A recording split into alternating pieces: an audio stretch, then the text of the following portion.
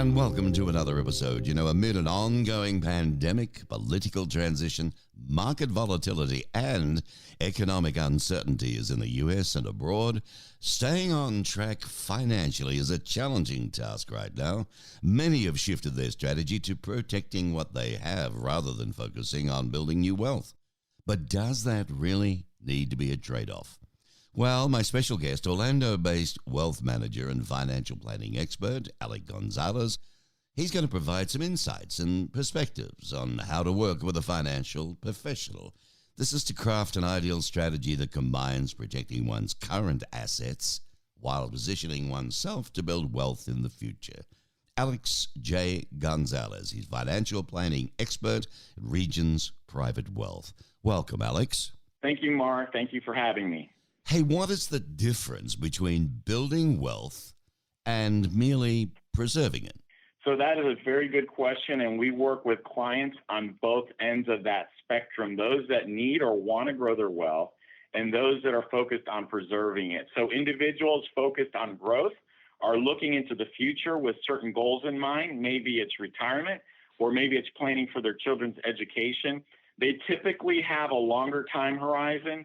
They have a higher tolerance for risk, and they can handle market volatility. And for them, it's really all about risk and reward. They're taking on additional risk for potentially higher returns. Now, on the other end of the spectrum, you have those individuals that are focused on preserving their wealth. They've already built up a nest egg. Maybe they sold a business, maybe they inherited some assets, or they've already retired. And in preserving assets, you're already focused on maintaining your purchasing power. That's where your focus is. You want your dollar tomorrow to be worth as much as it is today. So you'll want to keep up with inflation. So in the case of wealth preservation, you can take on less risk in order to achieve those types of returns. But the answer to the question, who needs growth and who needs preservation, is different. It's unique to every individual. It depends on their goals and their needs. For example, someone that's a retiree may still need some growth assets in their portfolio, and that's where a professional can really provide guidance and build out a plan that's suitable for them. Well, Alex, given the uncertain climate, how are you advising your clients with regard to either strategy? Well, if you think about it, the future is always uncertain. Even at times when you think things are stable, something can come along and really change the environment. If you think about the past 12 months, we started out 2020, the economy was strong, it was growing, unemployment was at historic lows. We were expanding then. And then out of nowhere, we get hit with a global pandemic that affected absolutely everything, not just here, but across the globe. And who would have guessed that that was coming? So the pandemic is a near-term example. But we've had many different types of examples of uncertainty, the threat of war, whether it's military or trade. Think about government regulation, political risk. We've experienced all these things over the decades. So in regards to our clients, we take a long-term approach that's founded on a developed plan that's unique for that person. And having that financial plan in place is critical to weather volatility and ultimately achieving those goals. We guide our clients in building out a very well-diversified portfolio with the proper allocation for them. And that plan is adjusted over time as the environment changes or maybe their goals change. Well, let me ask you this, quite frankly, is now the time to be aggressive or to play it safe? Well, what is aggressive? You have to define that first, and that's going to be different for each individual. What one person perceives to be aggressive may be more on the conservative side for another. So it really varies by individual and what they're trying to achieve, and this is why it's so important to have a professional working with you. But we do get that question a lot from our clients, and we recommend a long-term balanced approach that allows for reasonable appreciation combined with some downside protection. And we're always keeping in mind what those needs are, both near and long term. What doesn't work, though, is jumping in and out of the market because you're betting on a moment in time and you don't necessarily know what's around the corner. When it comes to money in the markets, there's a lot of emotion attached to this. So you got to have a plan, you got to execute, stick to it, and all of that takes discipline. One more thing I'd like to add, we have planning resources that allow us to perform stress tests on a portfolio. I'm sure you've heard of banks going through stress tests. Well, we can do that. We can evaluate someone's current investment mix under different scenarios, and that allows us to make modifications to their portfolio as needed. And having that kind of information really provides a client with a reassurance and demonstrates how they can stay on track and reach those goals that they have in mind. Well, the stock market, despite economic uncertainties, Alex, the stock market continues to remain volatile. So what are you telling your clients, about the mixed messages?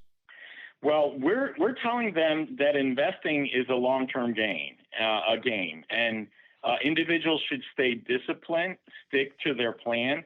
Don't focus on the near-term volatility and market disruption. We had a lot of disruption about a year ago as the pandemic took place, and the market went south, about 33% disruption in the market over the course of a few weeks. But as you look at the year, it performed well. So it's time in the market that works. It's not timing the market. And the majority of returns are produced by having an asset allocation that is right for you. So we tell them, listen, stick to the fundamentals of investment. Don't get caught up in the noise. It's easy in volatile times to kind of build out a story of what will occur, what might occur. But the important question is, where am I? Am I on track? And what should I do? And if you have the answers to those questions, that is the foundation to start a plan and to work with a professional on building something out. Well, the main considerations, for those facing retirement for the next 5 to 10 years, it's pretty scary, mate. There's all sorts of stuff out there. The gurus send out emails every day. The crash is coming. Watch this, watch that. You don't know who to believe. You know what to think. So, experts like you, we count on guys like you to really help us out. What do you say to those facing retirement in the next 5 to 10 years? So I actually am one of those individuals that will be retiring in a pretty short, horizon over the course of the next 10 years. The biggest consideration is really ensuring that you have an adequate level of assets and income sources to cover your expenses based on your lifestyle needs. So that is the primary concern for most. And an important part of retirement planning is really helping our clients invest to achieve the growth that's required to meet that desired lifestyle, doing so really at an appropriate risk. And everybody has a different risk appetite. It's not as simple as an age-based risk assumption. And as I stated before, we have a planning process and resources that help build out that roadmap. And again, answers the question, where am I? Am I on track? And what should I do? So let me ask you this in closing, Alex. When one should consider a private wealth specialist, and what's the best way to get started? I think having a financial team by your side and guiding you and providing that advice is critical. But it is an incredibly personal decision.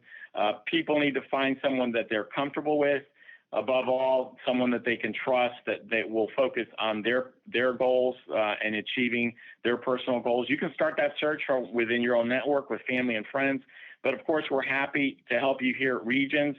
We have advisors near you. If you go to regions.com/wealth management, we're happy to address these questions and a lot more. Well, folks, my guest, Alex Gonzalez, Regional Market Executive for Regions. Remember that name, regions.com. Private Wealth in Orlando, Florida. Gonzalez and his team, they work closely with high net worth and ultra high net worth clients to provide customized solutions across a variety of investment and financial objectives. Great stuff. Good to hear from you again, Alex, and thanks for the solid advice. You have a great day. Thank you, Mark. Likewise.